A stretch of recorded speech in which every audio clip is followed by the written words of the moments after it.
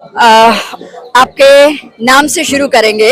आप इतनी गर्मी में पसीना पसीना हो रखे हैं और आपने बहुत कुछ इस बैनर पर सुशील भट्ट नाम से आप हैं, तो थोड़ा सा आपके बारे में पहले तो जानेंगे। आपका नाम?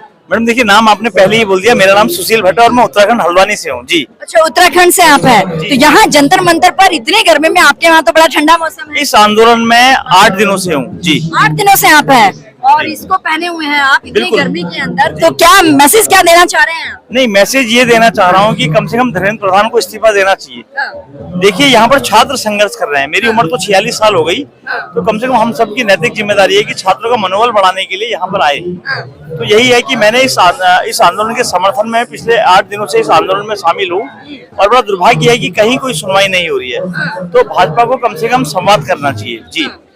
मेरे साथ और भी युवा जुड़े हुए हैं, आप भी मेरे साथ जुड़े रहिए, एक एक करके बात करेंगे। आप कहाँ से आए हैं? मैं जम्मू कश्मीर से आता हूँ, फिलहाल दिल्ली में ही रह रहे हैं। अच्छा अच्छा अच्छा। तो यहाँ इस आंदोलन में किस तरह से शिरकत करने आए? इस आंदोलन में एक्टिवली पार्टिसिपेट कर रहे हैं। जैसे आप जानते हैं कि एजुकेशन का मुद्दा है और एजुकेशन के मुद्दे पे हर इंसान को बोलना चाहिए और कहीं ना कहीं डायरेक्टली या इनडायरेक्टली जुड़ा होता है। जैसे मैं जम्मू कश्मीर से आता हूँ, तो वहाँ पे भी कहीं ना कहीं ऐसे ही इशू है। पेपर लीक हो गया, करप्शन हो गई एजुकेशन में, कोई भी रिक्रूटमेंट हो रही है वो अनफेयरली हो रही है और यहाँ तक कि वो एकदम बोली लग रही है, पैसों पे बिक रही है सीटें। तो उन सब चीजों को लेके हमें भी यहाँ पे आना पड़ा। हम भी वहाँ की जो जम्मू कश्मीर की सरकार है, जो स्टेट सरकार है, जब से वो यूटी में आए हैं, जब से गवर्नमेंट बनी है वहाँ पे, तब से जो है करप्शन भी बढ़ा है। कहीं ना कहीं एजुकेशन प्रणाली, शिक्षा प्रणाली जो है वो भी जो है कहीं ना कहीं खत्म हो रही है। तो इन चीजों के खिलाफ हर व्यक्ति को खड़ा होना चाहिए और स्टूडेंट को तो खड़ा होना ही चाहिए। तो उसी सिलसिले में हम भी यहाँ पे आए हैं। बिल्कुल ठीक बात है, आप अपनी बात रखने के लिए आए हैं यहाँ पर, लेकिन वहाँ का टेम्परेचर तो बहुत ही नर्म हो रहता है, यहाँ बहुत तेज गर्मी है। कैसे इस आंदोलन में कंटिन्यू रह पाएंगे आप?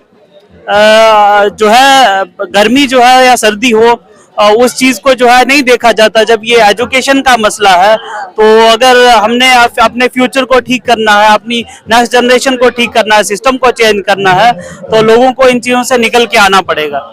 बिल्कुल, बने रहिए हमारे साथ, हम बात कर रहे हैं, हमारे साथ और भी लोग जुड़े हुए हैं।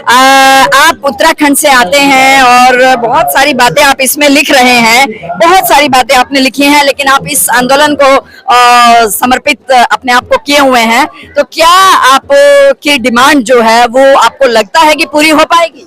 देखिए, हमारी डिमांड पूरी होगी, क्योंकि अभी आपने एक पहलू देखा है इस पोस्टर का। अब आपको दूसरा पहलू दिखाना चाहूंगा।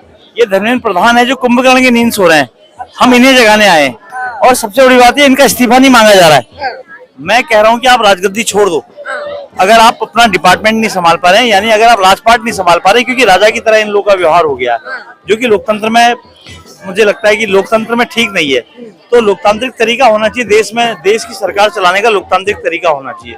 बहुत दुर्भाग्यपूर्ण है जी। नहीं, लोकतांत्रिक तरीका है, तभी तो लगातार 3 बार से सरकार चुनी जा रही है जनता के द्वारा ही। मैडम, जनता के द्वारा, लेकिन यहाँ आंदोलन चल रहा है। लोकतांत्रिक तरीका आपने सही कहा, कहीं पे देखिए ऐसा होता ना, लोकतांत्रिक तरीका तो बिल्कुल है, लेकिन जहाँ पे दमन किया जाए, दमन की राजनीति की जाए, तो वो गलत है। अगर दमन किया जाता तो आप लोग पिछले कितने दिनों से यहाँ पर हैं, तो आप लोगों को भी अभी तक हटा दिया जाता। मैडम, शिक्षा मंत्री छात्रों को दहशतगर्द कह रहे हैं, आप इसका अर्थ मुझे बता दीजिए जी।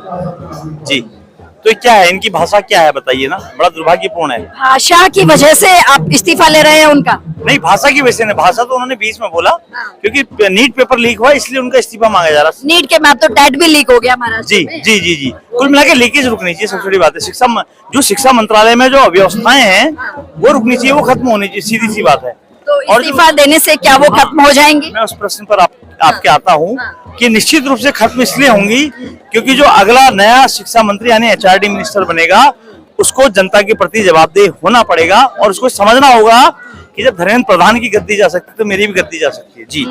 जी, देखिए, जब हमारे देश में तो लोकतंत्र है, प्रजातंत्र है, हम लोग डेमोक्रेटिक हैं, तो हमारे देश में तो जनता ही तो चुन के इन लोगों को भेज रही है ना, ऊपर जनता ही चुन के भेज रही है। तो हम ये तो नहीं कहेंगे कि भाई वो एकदम से गद्दी पर धारी हो गए और वैसा कुछ हो गया। मैडम, ऐसा है, कुछ लोग लोकतांत्रिक तरीके से चुने जरूर जाते हैं, लेकिन उसके बाद अलोकतांत्रिक हो जाते हैं।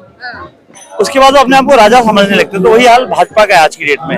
ये कहते हैं 50 साल तक हमें कोई हटाने वाला नहीं है, तो कहीं ना कहीं तानाशाही का रवैया सरकार का रहा है जी।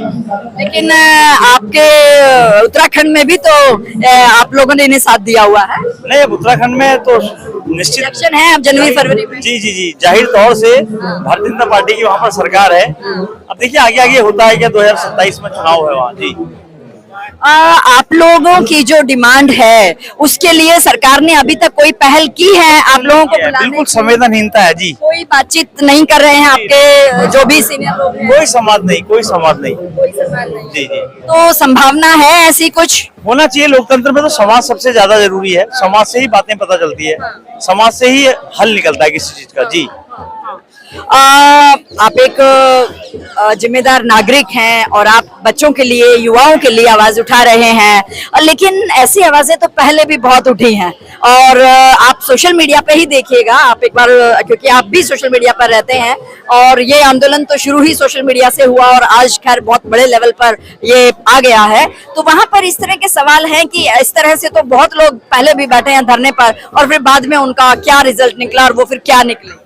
देखिए यहाँ धरने में 2 या 4 लोग नहीं बैठे हैं। सबसे बड़ी बात यह है कि जनता है। आप देख सकते हैं ना कितनी भीड़ है। ये तो समझना होगा कि देखिए एक होता है कि आप ठीक है सोशल मीडिया पे एक मुहिम चली, लेकिन अब तो आपको धरातल पे दिखाई दे रही है ना। सबसे बड़ा प्रश्न है कि धरातल पे आंदोलन चल रहा है, और धरातल पे आंदोलन चल रहा है तो इसका हल भी धरातल पर ही होना चाहिए जी। तो इतने बड़े आंदोलन को मैनेज करना, बाकी सब चीजें भी हैं, सबका केयरिंग भी है। ऑर्गेनाइजर हैं ये अभिजीत लोग, ये लोग ऑर्गेनाइज कर रहे हैं जी इस चीज को जी जी जी जी जी जी। अभी जैसे आज सेकंड डे है सोनम वांगचुक जी का, तो सोनम वांगचुक जी का आपके साथ जुड़ना, जनता एक बहुत ही पॉजिटिव वे में इस चीज को मानती जी, है। क्योंकि वो पर्यावरणविद भी रहे हैं और बहुत अच्छे मतलब एक एक्टिविस्ट हैं, तो निश्चित रूप से उनका जुड़ना इस आंदोलन को बल देगा जी, नैतिक बल देगा जी।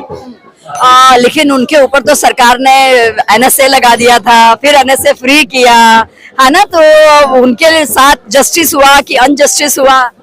देखिए उनके साथ NSA लगाया, उन्होंने फिर वापस लेना पड़ा। ये बैकफुट पे आई ना सरकार, इसको बैकफुट पे आना बोलते हैं।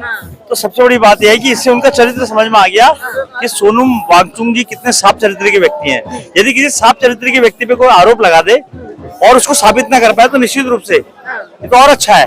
कहते नहीं दूध का धुला हो, तो सोनम वांगचुक जी दूध के धुले हुए हैं जी। सोनम वांगचुक जी के हंगर स्ट्राइक पर आने से उम्मीदें कितनी बढ़ जाती हैं सीजेपी की?